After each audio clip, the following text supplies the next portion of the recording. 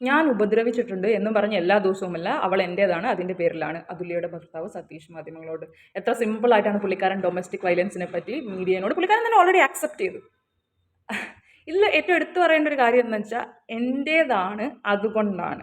ഈ മാരേജ് കഴിയുമ്പോൾ, especially Indian സിസ്റ്റത്തിൽ മാരേജ് കഴിയുമ്പോൾ ആൾക്കാർക്കുള്ളൊരു തോന്നലാണ്, അവർക്ക് ഈ പ്രോപ്പർട്ടിയൊക്കെ തീരെഴുതി കിട്ടിയ പോലെ ഇയാളെ ഇനി എനിക്ക് കിട്ടുവാണ്, എൻ്റെ സ്വന്തമാണ്, അവർക്ക് വിചാരങ്ങൾ കാര്യങ്ങളൊന്നുമില്ല, അവർക്ക് ഫീലിങ്സ് ഇല്ല, ഒന്നുമില്ല. എൻ്റെ കാര്യങ്ങൾ നോക്കാനും എൻ്റെ വീട്ടിലെ കാര്യങ്ങൾ, വീട്ടുകാരെ, എൻ്റെ ഭാവിയിൽ എൻ്റെ കുട്ടികളെ ഒക്കെ നോക്കാൻ വേണ്ടിയിട്ട് ഒരു ലൈഫ് ടൈം മെയ്ഡോ സെർവൻറ്റോ ഒക്കെ പോലെ ഒരാൾ. അപ്പോൾ അവരോട് നമുക്ക് എന്തും ആവാം, എന്തോ ആയാലും അവർ ഇട്ടിട്ടൊന്നും പോകാൻ പോകുന്നില്ല എന്നുള്ളൊരു തോട്ട്.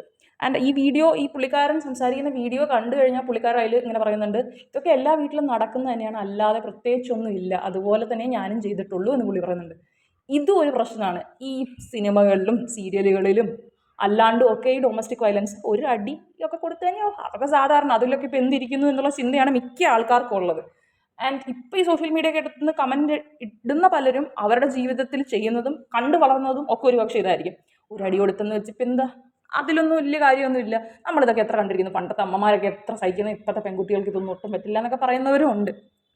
പക്ഷേ ഇതാണിപ്പോൾ ഇന്ത്യയിലെ ഒരു മാരേജ് സിസ്റ്റം എന്ന് പറഞ്ഞാൽ, ഒരു പ്രോപ്പർട്ടി വാങ്ങുന്ന, പക്ഷേ പ്രോപ്പർട്ടി വാങ്ങുമ്പോൾ നമ്മൾ പൈസ അങ്ങോട്ട് കൊടുക്കണം, ഇതാകുമ്പോൾ പൈസ ഇങ്ങോട്ട് കിട്ടും, ലൈഫ് ടൈം ആയിട്ടൊരു പ്രോപ്പർട്ടിയായി ഇങ്ങോട്ട് കിട്ടുകയും ചെയ്യും.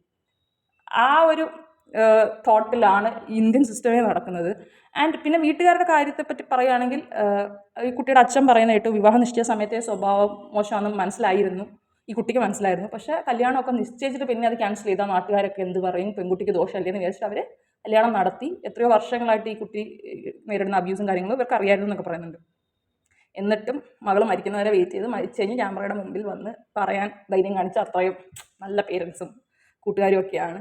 അതിനെപ്പറ്റി കൂടുതൽ പറയുന്നില്ല, ഓൾറെഡി നമ്മളൊരു വീഡിയോ ചെയ്തിട്ടുണ്ട്, അതിൻ്റെ ലിങ്ക് കൊടുക്കാം, എല്ലാവരും ഒന്ന് കണ്ടു നോക്കൂ. And people are not position.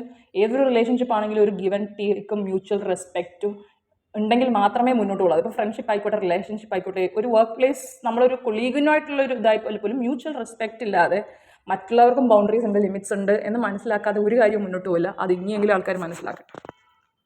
And ഇത് സ്പൗസസിൻ്റെ അടുത്ത് മാത്രമല്ല, ആൾക്കാർക്ക് കുട്ടികളുടെ അടുത്തും ഇങ്ങനൊരു ഇതുണ്ട്.